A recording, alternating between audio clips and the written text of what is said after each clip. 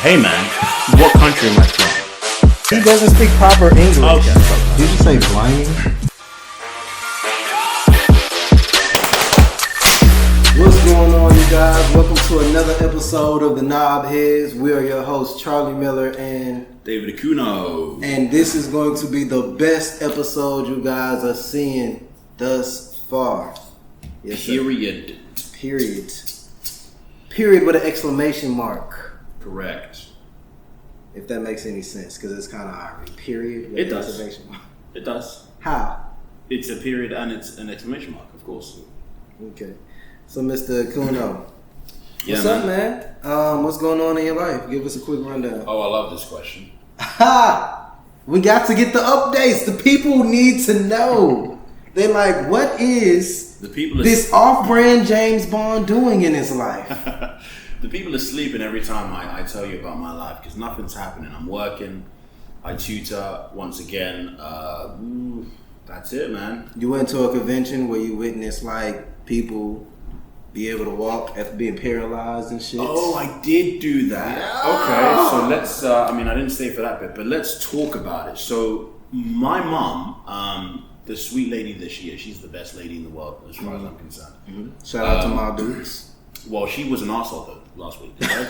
So I just want to contrast that with something that's very true, which is she was an arsehole. So basically, she's very sweetest lady I know. She was an asshole. Sometimes they do that, right? So listen, so she's very much a devout Christian. She knows that I'm not. I'm not Christian. I'm agnostic, but I'm not. I don't even go to church, right? At this point, yeah, you're sinning every weekend, you devil. By not going to church, is it a sin not to go to church? It better I don't not know. be. That's a good question. I don't think so, but then again, some people may think so because they say you should be around groups of people. You should, but is it like, do I have to confess? Like, oh, I'm so sorry, God, I missed church this week. Nah, right? It's not like a cardinal sin. sin. Exactly. So I'm not sinning. I'm not Christian, but I'm not sinning. If I was, but she basically had this I guess miracle healing prayer sort of convention to go to on a Saturday, and without my say so, she just signed me up. Oh wow. And it's 3 hours. Oh wow! Now you know me, right? You know me, right? You know who I am. My punctuality is bullshit. Okay? Let me tell you something. I didn't get that from my mom. My mom is the opposite. She's like, you got to be there an hour early. Oh, mother! You're killing me. So we turned up like half an hour early and. I guess there are more people like her who really want to see, miracle healing happen. So there was probably anywhere from 1,000 to 5,000 people that showed up. And when we showed up, it was just congestion. It was just, it was a lot to deal with. We finally got in. I was pretty much sitting down for the most part, just being bored out of my fucking mind. Watching people, trying to figure out like what exactly is it about this and what I'm at right now that people just are so drawn to and that they can't help but come to these things. And I guess I concluded two things are what's going on. I think people just like to feel like the God, the guy that controls earth, heaven and earth, that he is with them. They like to feel like he is co-signing what they want to do, basically. Like they want prosperity. Most people just want $5 million, let's be honest. And they like to feel like the big guy upstairs is like, yeah, I'm on your side. And they want to get around other people that are going to make them feel like this is actually, the truth of the situation. And what's more is, it's therapy, man. I think my bad, go ahead. Well, it's therapy. These guys are like shouting their fucking faces off, praying, talking in tongues. And I think just that physical action of really committing your entire body to this moment, where the idea is to make your life better, is therapeutic, and it kind of changes the chemicals in your mind to kind of forget your problems and think about what's new, what's next, and prosperity. I think that it's just like all religions or whatever, it's essentially hope. They're coming for hope. They're coming for assurance that I chose the right spiritual journey. And this is my proof or whatever. Or this is my, like I said, reassurance that like, oh yeah, like we are God's chosen people because we're following what He actually wants us to do. It's just hope. Yeah. Like, that's what I chop it up to. Hope. Good. Okay. Like, but that's all religions. All religions have that, like, you know, the hope. Yeah. So I mean, I agree. Yeah, you're definitely right. But that's my. I didn't get to see any miracle healings. Me and my mother, I put my foot down at 7:30 because it was supposed to end at 7 p.m. and I was just looking at my mom like, hey man, we gotta shake this up. I wasn't trying to fucking be caught up in congestion. So I said to my mom, we gotta leave, and you know, she eventually. You didn't want to have a miracle happen to you. You didn't want to get touched. Well, to be honest, I didn't know it was gonna get that deep. If I knew that, I would have for sure stayed. There was actually a moment when they were praying. He said, "I gotta see this." Dude, there was a moment. I have to see this shit. I would. I for sure would. There was a moment when they were praying, and you know, the guy at the front, he was shouting stuff, and he was like, "Yeah, somebody whose marriage has fallen apart, it is reversed." But he was saying shit like that, yeah. And then he said something about somebody who is in a wheelchair, stand up. And dude, I turned to my left, and like maybe 20 feet away from me, there's a guy just sitting in a wheelchair, and I just kept looking at him. Like you. Bro, I was looking at like, yeah, you ain't wait, do nothing. I mean, this is Oh moment my of truth. God. Moment of 100%. truth. Hey, Looking at I would my love head, to man. see this. You gonna try something? You gonna make a move? What's going on? Tell the truth. If he would have stood up, would you have thought they placed him there earlier? Absolutely. It had to be a guy Absolutely. already walking, and they placed him there Absolutely. earlier. Or he's just a mega fan and he wants people to, you know, believe what's going on. So he placed himself there, basically. So yeah, no, I wouldn't have believed it because I'm a science guy. In case you didn't know. But yeah, I was staring at the guy. He didn't even budge. He didn't flinch, man. He was barely paying attention. So Oh my God. I guess he missed his healing. What are you gonna do? Damn. So yeah, we left before any miracle healing took place, and yeah, that's what's new. How about you, man? What's What been we going got on there? with me lately? Shit. For me, I know I'm moving soon. Oh, you are. Yeah, I'm moving Everyone's soon. moving. What's going on? It's Yeah. moving season. Yeah, I'm moving soon, so you know, gonna be Recruiting your friends, or are you recruiting movers? No, I think I'm gonna hire movers this time. Like, it'd be cheaper for friends. It'd be cheaper. Well, I guess depending upon how much the movers cost. Cause I don't know. Some of my friends may be expensive. Y'all motherfuckers be expensive sometimes. Really? Like yes and no. I feel like the older we get and the more money that we make, we can low-key have a different expectation on certain things from our friends. Do your friends ask you for money when they help you move? No. Okay, because if they did, I didn't know that was allowed. I didn't know I could do that because I've certainly helped people move. And No, if there's money involved, I want some money. Yeah, ahead. of course.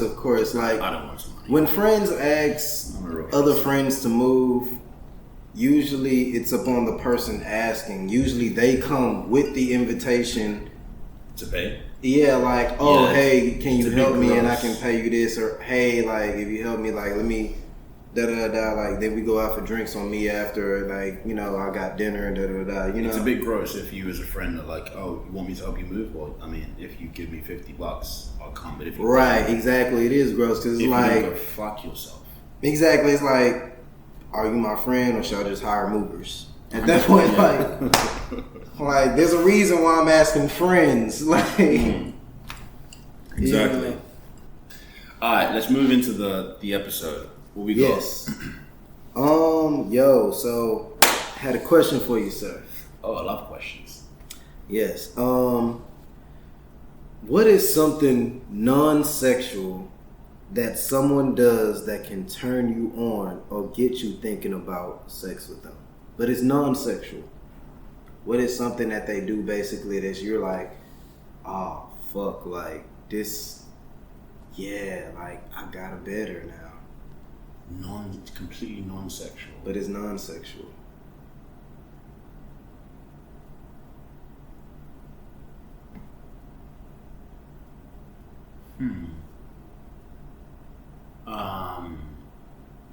I don't know if this is non-sexual, but when a girl kind of goes through your hair, plays with your hair and stuff like that, that I mean, it can be a non-sexual vibe. Yeah, right. In your head, you make it sexual because you're a creep, right? So because you're a perv. Because you're a pervert. So that kind of stuff, just like, I mean, I'm a touch guy.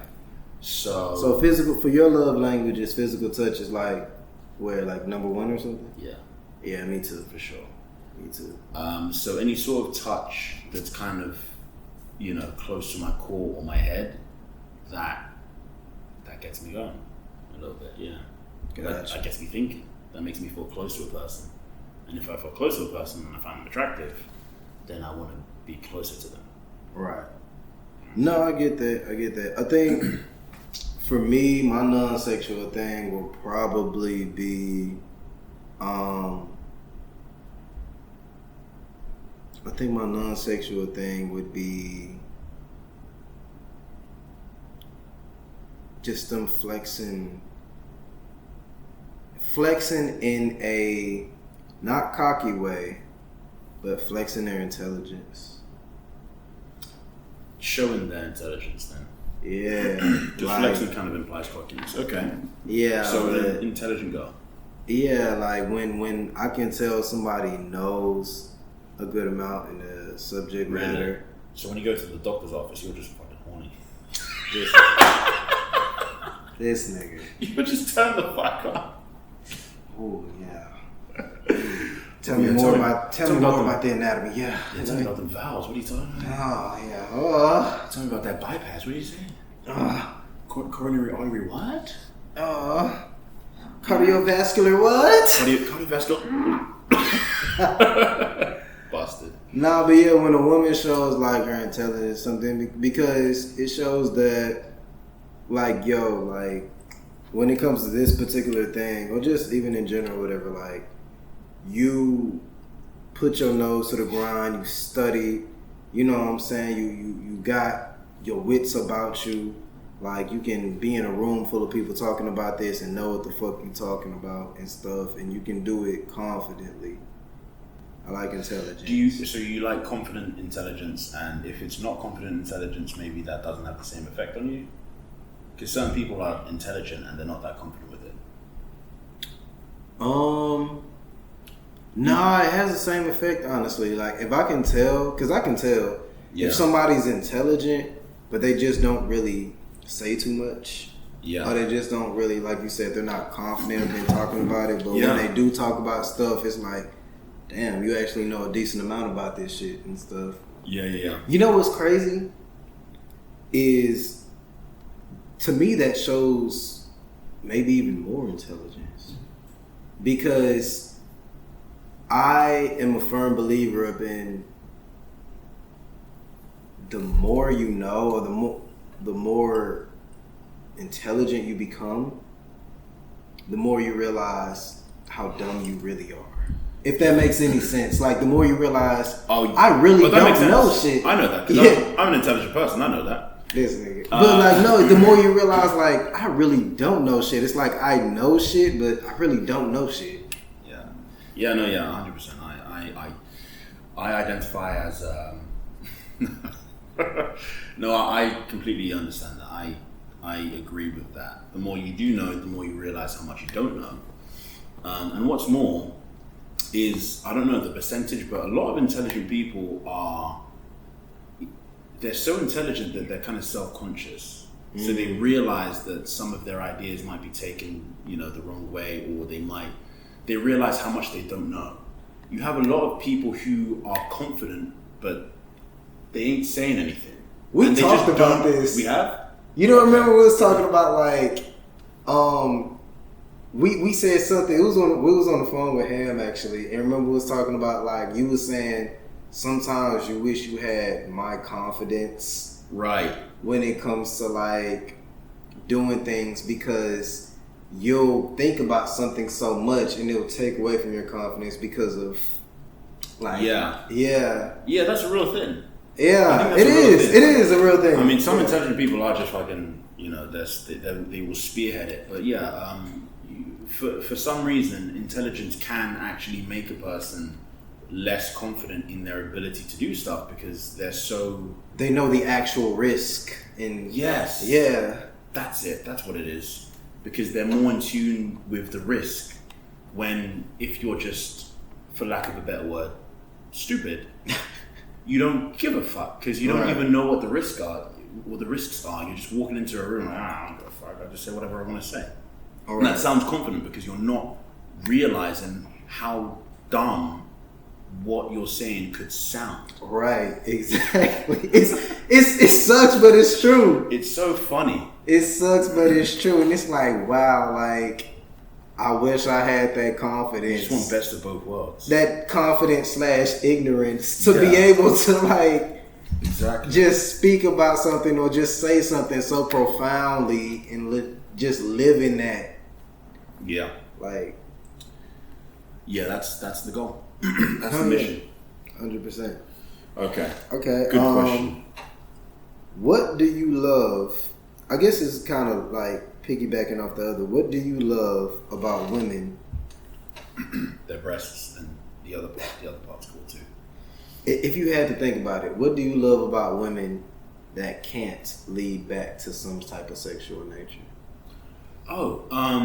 I really enjoy how, like, the nurturing energy from a woman. Ooh. Like, I mean, the whole emotional part about women is that it can come out crazy because they can overanalyze stuff, and this isn't all women, to be honest. This is just more about the kind of feminine energy which you can see in women and men, but you certainly see this more in women. The whole emotional part can be a problem in certain areas because you're like, I don't know what the fuck she's mad about, but she's mad, I guess. I don't get it. But it can also be really like nice to have someone who cares about you to an extent that you don't even fathom because you're not in that world. Right. So yeah, the nurturing ability, that kind of soft, really warm, kind energy from a woman is just really, it can be really amazing. I certainly know some women, like older women, who just have this really great, warm, kind, sweet, nurturing energy about them that can make anyone feel at rest, calm, confident even, and more aware of their own value. So yeah, that's certainly something that I love about women. Absolutely. What have you got? I think, like, of course, nurturing for me as well, but I honestly love a woman's strength. Okay. Like, just a woman's natural strength, how they just, like, can just make shit happen. Like babies. Like more than just babies or whatever, like make shit happen and just always just being there. Like when I think of like a woman and how hard that she goes, like she goes hard in the paint for her kids usually. Mm-hmm. She goes hard in the paint for like holding down her man. Like if you have to think about this also, like a faithful woman, mm-hmm. when you think about it, crazy discipline. Because women get approached way more than men. Okay. Crazy discipline to be able to have like so many people. Imagine every single day. Mm-hmm. At least 10 different women sliding up in your DMs. Mm. That's fucking 70 different women mm-hmm. trying to fuck with you. Mm-hmm. Like every week. Like, and meanwhile, you got your partner, your main partner and stuff and all that you're being faithful to. but like the strength to be able and the discipline to be able to stop that, and also just the strength of just holding men down more than just like in a relationship. Like when I look throughout history and stuff, especially for the black community and stuff, like women will make that shit happen. Not to pop any sort of bubble, but No, go ahead. I think men and women are quite different in the regard of having 70 people in your DMs. I don't think women are, because discipline implies that you are either tempted or that you do want to do something, but to serve a greater good, you're not doing that thing. I don't think women want to do or want to give into any of those 70 men in their inbox as much as your average man does. I disagree. I don't think the what do you call it, the proposition or the idea of fun time with a guy is as interesting as it is to a man with a female. And you can see, like, with even single women, they don't respond to that many of their messages, even though they don't have anyone that they're loyal to, because that kind of, what they're seeing in their inboxes don't appeal to them the same way. Most of them are probably just guys like looking for a good time who have inboxed or DM'd 10 other girls that day or that week, sort of thing. So I think women sort of are chasing more of this special person that they can really build something real with. Whilst men are chasing that as well, but they also have this other pathway, which is like, I don't mind having some hanky-panky on the side.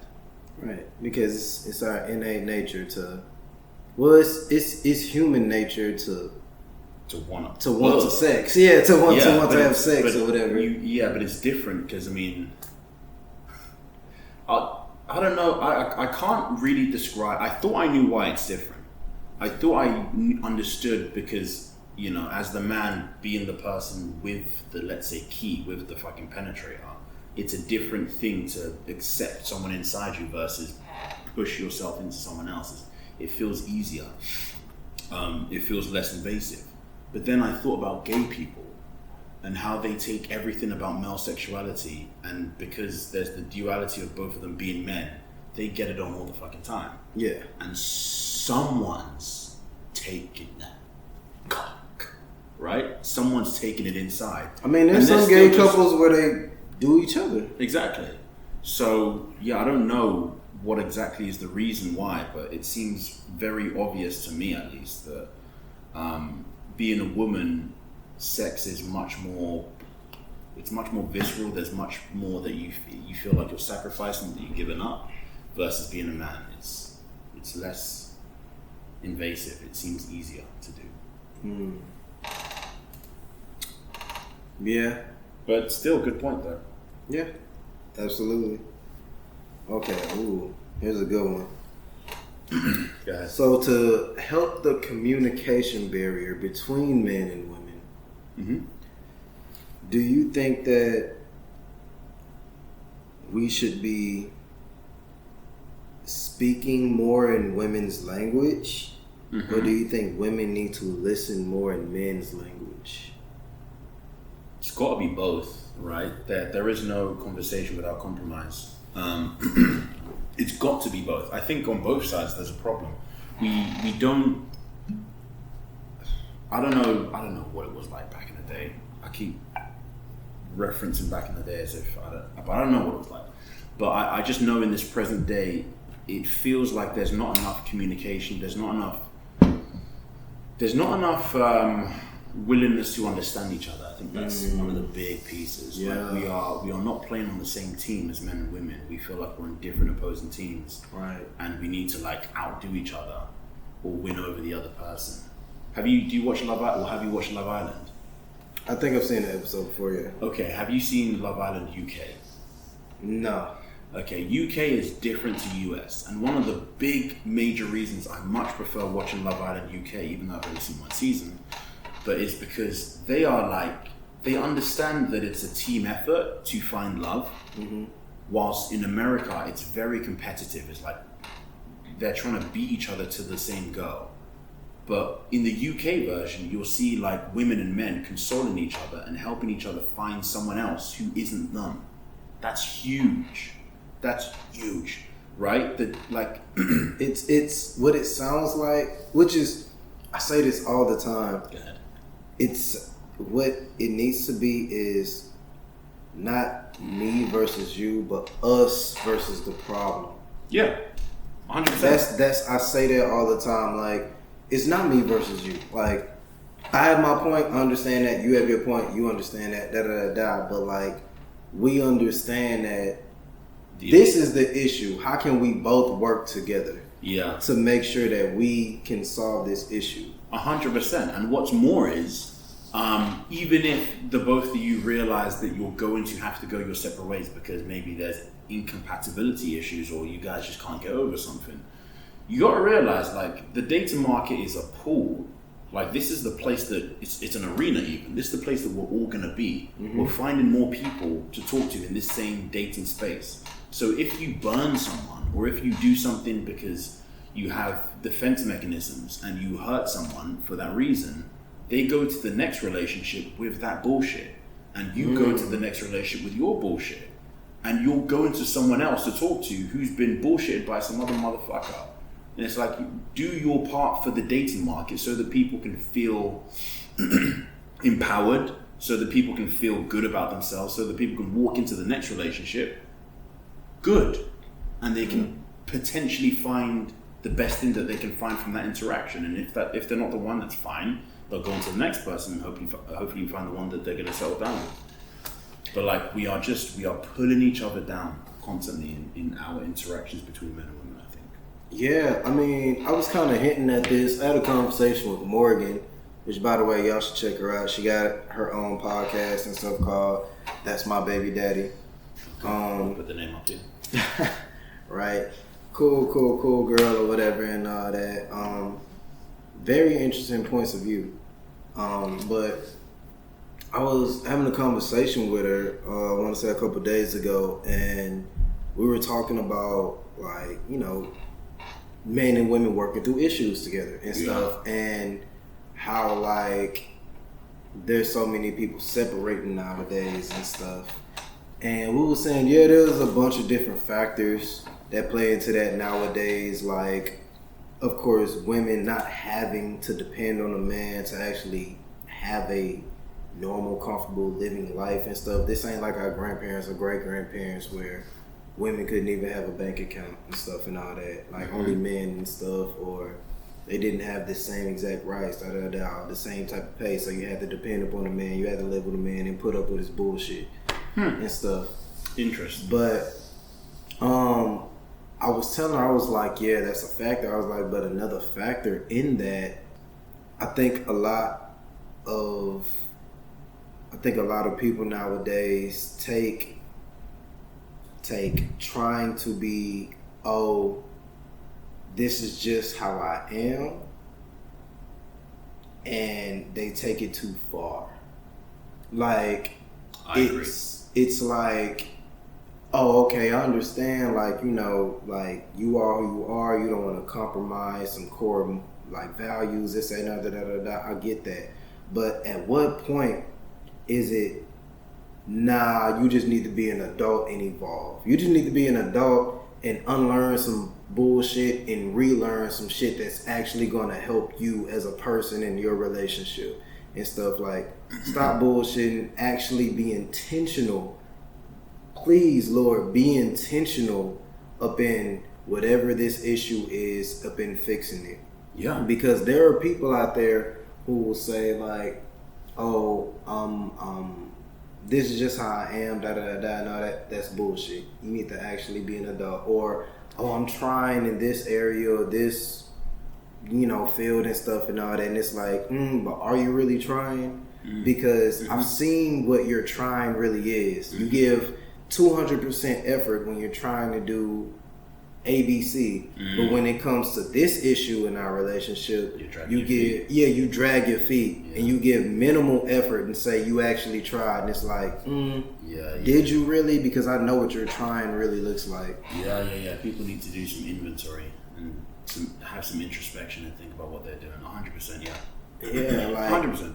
And I think that, like, you know, like I said, that adds to why so many people are separating nowadays, or divorces, or like, you know, just not working out and stuff, because they're not actually putting forth the intentional effort to be like, all right, let me try and fix this with my partner and stuff and all that. Yeah. Like I said, the reason why they not being intentional is because they still, whether they want to admit it or not, in that mindset of, this is how I want to be. Like, it's still that me versus you, instead of, okay, how can we get to here? Yeah, and some people just don't have that growth mindset to realize that they can actually change their world. Do you know what I mean? They think that they have to just stay in the same place. They have to continue the same behaviors and nothing's going to change. You can change your behaviors. You can absolutely form new habits. You can make something new happen, and you'll potentially have a better bond with your partner for it. But yeah, good question. Absolutely. Once again, if you guys like what we said, go ahead, like, comment, subscribe. If you have any other points that you want to make on any of the topics that we had, please feel free. Yes. And once again, we are the Knobheads, and this is another episode from Charlie Miller and David Ekunno signing out. Closed doors, I'm a fool for your love.